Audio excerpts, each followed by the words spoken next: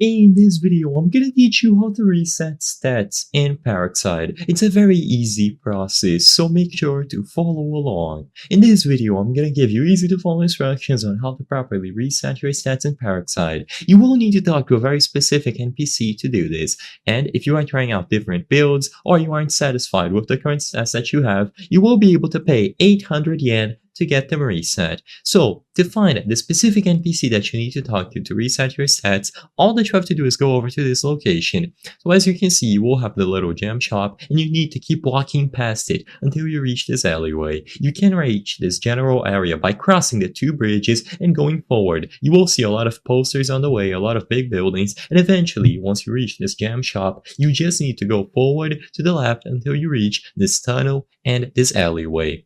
Inside of this alleyway, the hobo monk will be present. He is going to be an NPC that, like I said, resets your stats for 800 yen.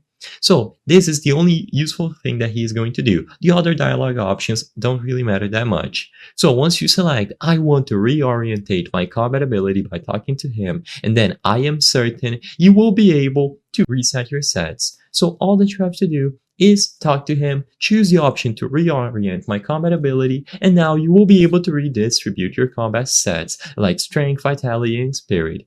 And you can find him using your Reiatsu compass, which is going to be the yellow arrow. Just make sure that you find the hobo monk, talk to him, and make sure that you have 800 yen. And when you do, he will reset your combat stats for you. You can repeat this process as many times as you wish, and he is always going to be available in the same location. So keep that in mind and train those stats once more.